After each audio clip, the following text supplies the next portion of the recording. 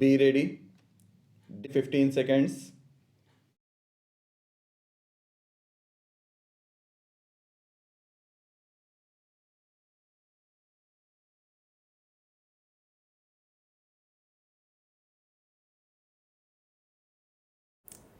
This bill does not form part of what is called the Hindu Code series of bills. Nevertheless, it is connected with the various changes that are sought to be brought about so that it may be considered, broadly speaking, a part of that approach. During the last many years, we, this House, and its predecessors have been considering this matter in various forms. At least one, two, or three occasions I gave an assurance to this House that we shall expedite this matter. But somehow or other, my assurance did not produce much effect on the situation, and in spite of our wishes, there has been delay. It is true that in a matter of this kind, one cannot rush on and one has to give every consideration to various viewpoints in this House as well as outside. Nevertheless, it is rather unfortunate that there has been such considerable delay. Therefore, it is a matter of peculiar satisfaction to me that we are at last coming to grips with these problems in the shape of this bill and one or two others that will follow. I am not a scholar enough to discuss the niceties of Hindu law, but I have dabbled in some broad studies of law and custom and history and cultural developments. My own conception of Hindu society has been that it is essentially dynamic, not static and unchangeable. Indeed, the mere fact that it has lasted a long time is due to a certain dynamism which has enabled it to adapt itself to changing conditions. Gradually, Hindu society became rather static through the hardening of the caste system and in various other ways. This process was spread over hundreds of years, and the final seal was set upon it with the advent of British government in this country. Whenever we talked of Hindu law, we always talked of Hindu law and custom, which meant that custom was gradually changing Hindu law. That is, as conditions changed, customs developed which affected the law in practice, whatever it might have been in the ancient texts. Of course, there are so many ancient texts that one can quote the scripture for any argument. Anyhow, the coming of the British, as I said, made the whole conception static because they codified our law and did so with the help of the most conservative sections of the community here. We have gone through political revolution in this country and become independent. We are going through a process of economic change. There is another aspect which is equally important, and that is social change. I do not think it is possible for you to think in terms of political change, ignoring economic and social change.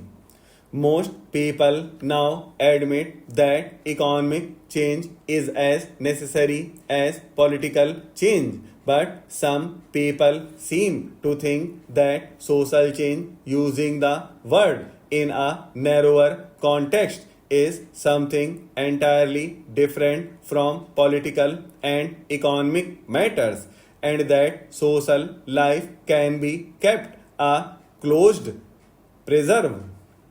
I submit that this is not the right outlook because life is an integrated whole. If the political context changes or the economic outlook varies, it follows that the social context also changes whether you wish it or not.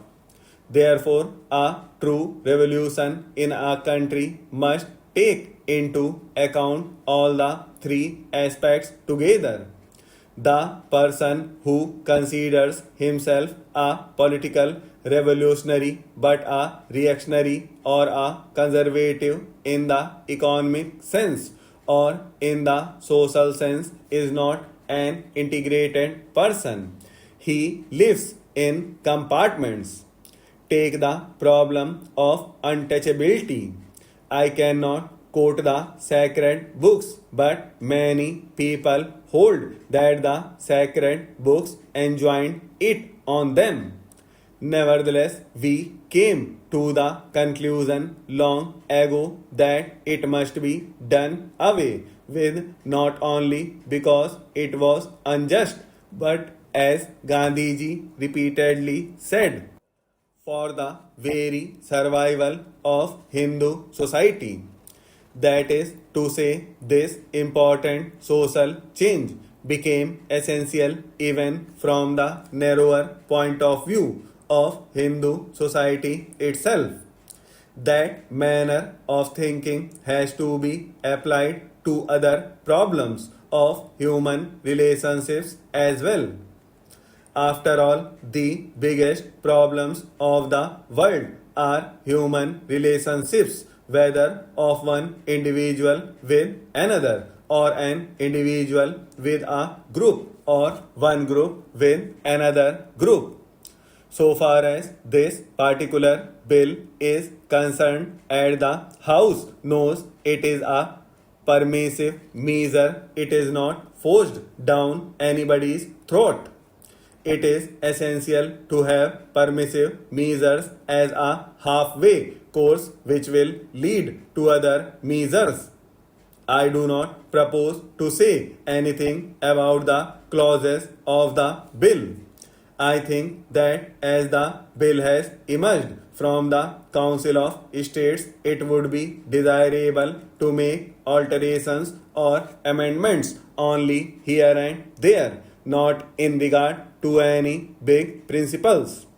This is not, we all know, any kind of a party measure. It is a measure affecting all of us. The bill concerns not merely Hindus, for it is a permissive measure which anybody can take advantage of. Mr. Chairman, at the outset, I welcome the proposals. The new proposals inserted in the finance bill include the tax holiday extended from 7 years to 9 years in the case of SSCs. In the same manner, in the case of new plants, the concession is also extended for the purchase of machinery.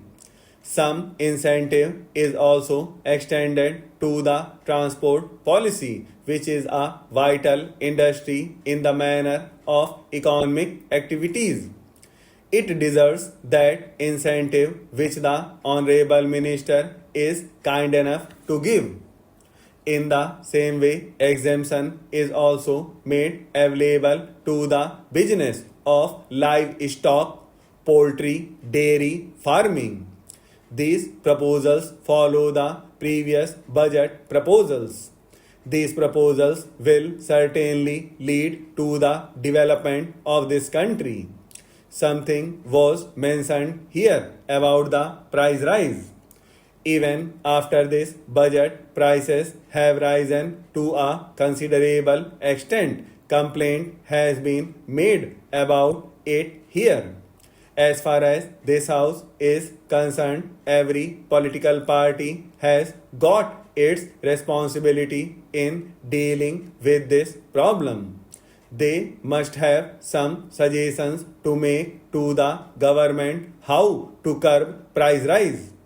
I am happy that the Honorable Finance Minister has come out with a proposal to establish a cell in the Ministry of Finance to make available supplies to the scarcity areas so that the vulnerable sections can purchase these things at reasonable rates.